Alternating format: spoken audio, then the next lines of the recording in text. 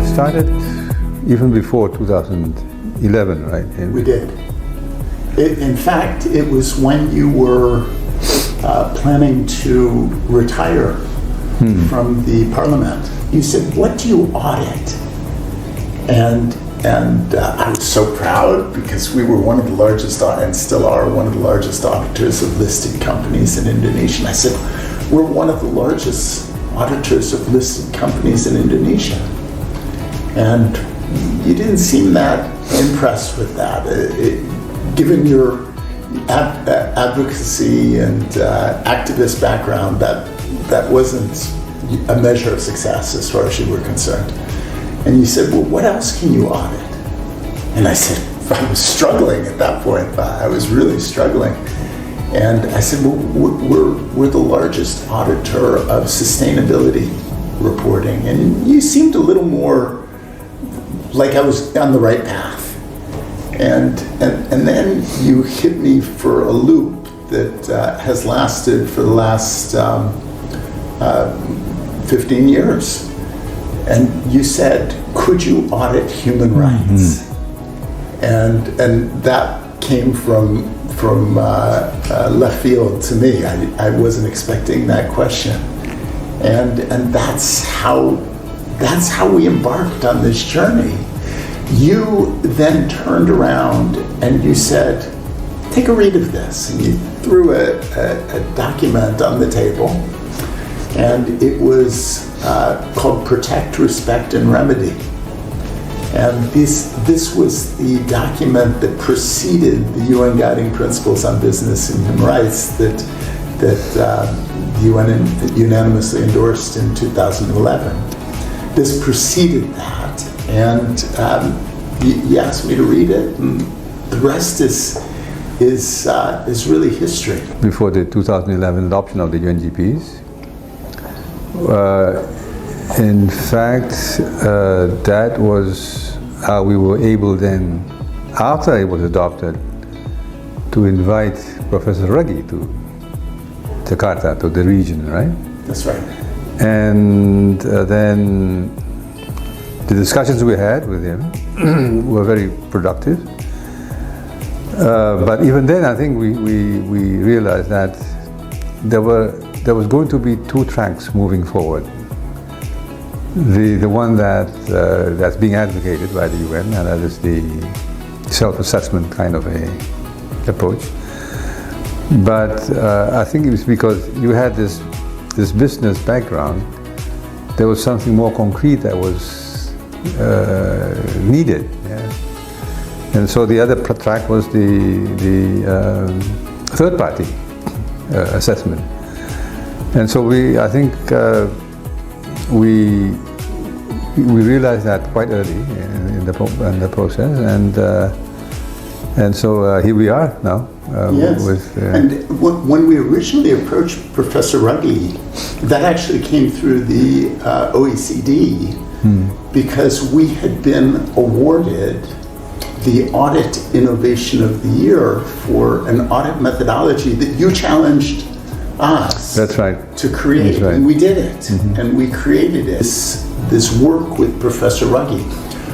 What their organization was looking at, you and I flew to New York, and what their organization was looking at is using the corporate counsel of companies to cascade knowledge about the UN Guiding Principles on Business and Human Rights. And we said to them, why not use a yearly audit like companies are used to for financial audit? That was the approach and together with Professor Ruggie and with his organization Shift, we founded a project called RAFI. We ended up founding that. You were the chairman of the project, and through your vast network, you got some of the leading human rights advocates in Asia to join that project, in fact. And we went on that direction.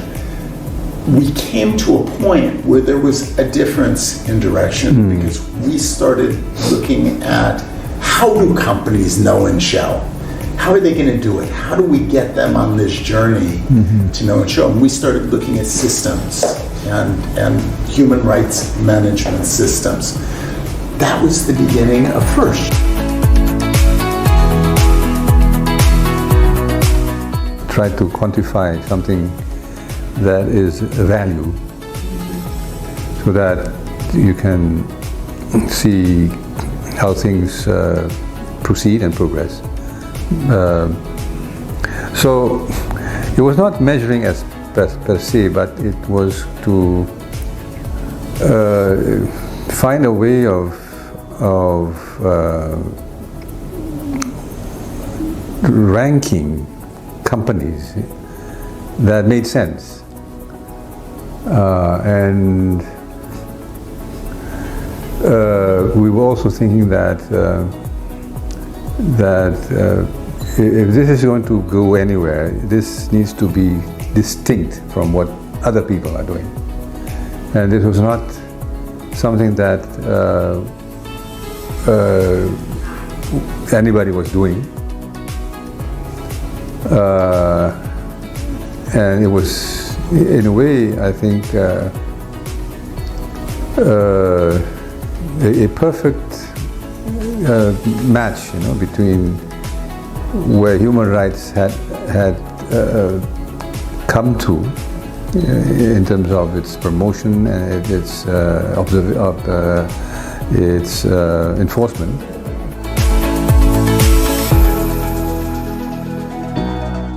The issue of human rights has been really in many ways dominated by a discussion in the West. And many Eastern countries and Southern countries were not really, they were part of the conversation, they just didn't participate in the conversation. And so,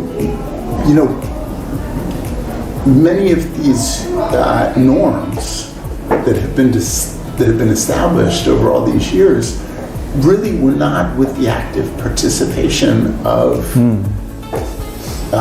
activists in countries like Indonesia or China or India or other places.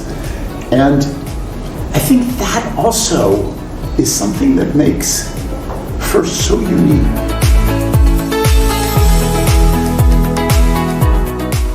Moving from CSR to business and human rights. That's where the real triangle applies. Yeah? Whereas the CSR is more of a discretion of the companies. The protection, respect, and remedy really ties all these knots together, and then that is the bedrock of the way we operate in this new world of business and human rights.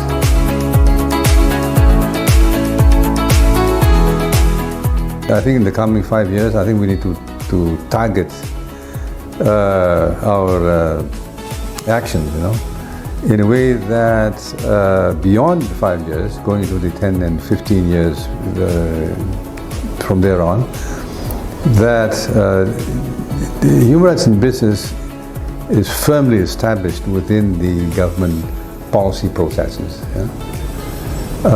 That's our only hope if we are going to develop further on this issue, and that is to establish ownership on the part of the government on this very issue.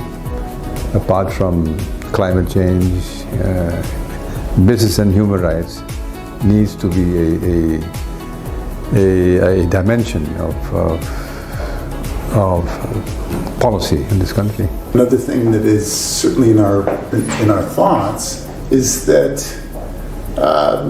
we're all getting older, and so that means we're all in even more of a rush to have impact and lasting impact, and to create more and more disciples, so to speak.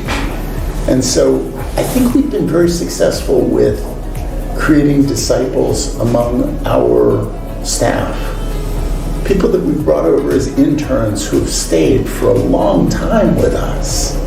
And when they leave, they still have those values that, and that foundation of protect, respect, and remedy, and all the DNA that we've been talking about in this meeting, or in this discussion. And likewise with our clients, we're creating a pool of like-minded do-gooders that are all out for the same thing, to improve and always look forward to a better and better and better result.